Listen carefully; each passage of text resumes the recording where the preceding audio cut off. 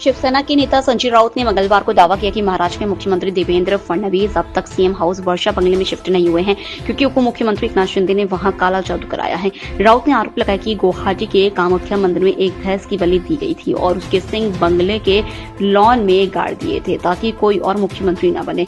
यही वजह है कि फडणवीस कई महीनों से मुख्यमंत्री होने के बावजूद वहां जाने से बच रहे हैं। राउत के दावों पर फडणवीस ने कहा, मैं वर्षा बंगले में तभी शिफ्ट करूंगा जब एकनाथ शिंदे उसे खाली करेंगे। फिलहाल वहां कुछ छोटे मोटे मरम्मत के काम भी चल रहे हैं। इसके अलावा मेरी बेटी ने अपनी 10वीं क्लास के बोर्ड एग्जाम के बाद शिफ्ट होने की इच्छा जताई है।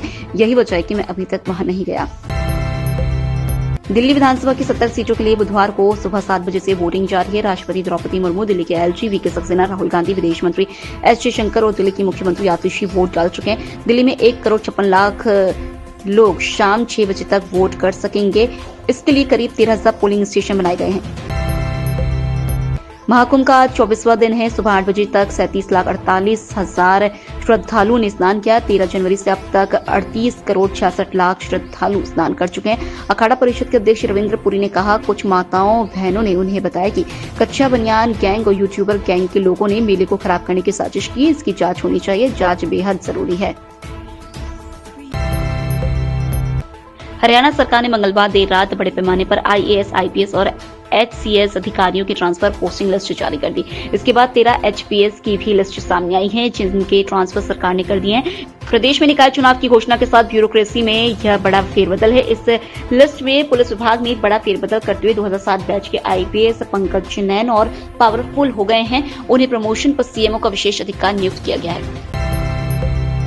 सीएम योगी और भूटान नरेश जिग्मे खेसर नामग्याल वांगचुक ने संगम में डुबकी लगाई। डिजिटल महाकुंभ अनुभूति सेंटर में योगी और भूटान नरेश ने नाव चलाई। योगी और भूटान नरेश मंगलवार सुबह लखनऊ से विमान से बमरौली एयरपोर्ट पहुंचे। वहां से सड़क मार्ग से महाकुंभ आए। अरेल घाट ने बोट में सवार होकर संगम गए और स्नान किया। इस दौरान भूटान नरेश ने योगी के साथ पक्षियों को दाना खिलाया और फोटो भी खिंचवाई।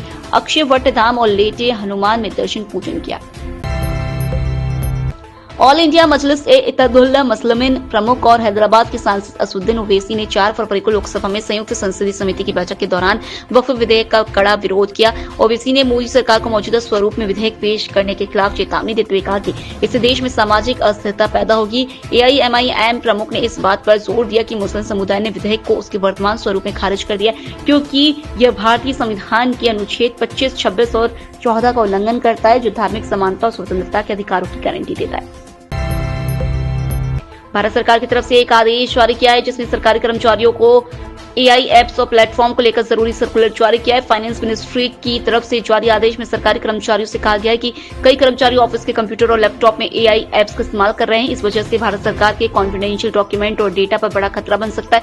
एआई एप्स को लेकर जारी सर्कुलर में कहा गया है कि एआई एप्स और टूल्स को सरकारी कंप्यूटर, लैपटॉप और डिवाइस में इस्तेमाल करने को नजरअंदाज करना चाहिए। हालांकि कर्मचारी चाहे तो अपने पर्सनल डिवाइस में इसका इस्तेमाल कर सकते हैं। ये फैसला डेटा और प्राइवेसी को प्राथमिकता देते हुए दिया गया है। उत्तर प्रदेश के अयोध्या जिले की मिल्कीपुर विधानसभा सीट के लिए उपचुनाव में आज मतदान हो रहा है। मिल्कीपुर में वोटिंग के बीच अयोध्या से समाजवादी पार्टी के सांसद अवधेश प्रसाद का एक वीडियो सामने आया। अवधेश प्रसाद इस वीडियो में भगवान हनुमान और भगवान भोलेनाथ की आराधना करते नजर आ रहे हैं। मिल्कीपुर उपचुनाव सत्ताधारी भारतीय जनता पार्टी के साथ ही विपक्षी सपा और खुद अवधेश प्रसाद के लिए भी साख का सवाल बन गई है। अवधेश प्रसाद का जो वीडियो सामने आया उसमें अवधेश प्रसाद पूजा घर में बैठे नजर आ रहे हैं। सांसद के सामने भगवान राम के अनन्य भक्त हनुमान की बड़ी सी तस्वीर लगी हुई है। भगवान हनुमान की बड़ी तस्वीर के आसपास अन्य देवी देवताओं की भी तस्वीरें हैं। अवधेश प्रसाद हाथ में हनुमान चालीसा लिए हुए हैं और हनुमान जी की आराधना कर रहे हैं। स्वीडन में वेस्को के एक स्कूल में मंगलवार को गोलाबारी में 10 लोगों की मौत हो गई। हमले में एक शख्स गंभीर रूप से जख्मी है। स्थानीय अखबार स्वीडिश हेराल्ड के मुताबिक दोपहर करीब 1 बजे राजधानी स्टॉकहोम से 200 किलोमीटर पश्चिम ओरेब्रो शहर के ब्रिस्बर्ग्स स्कूल में गोलाबारी हुई। यह घटना तब हुई जब अधिकांश छात्र स्कूल में मौजूद थे।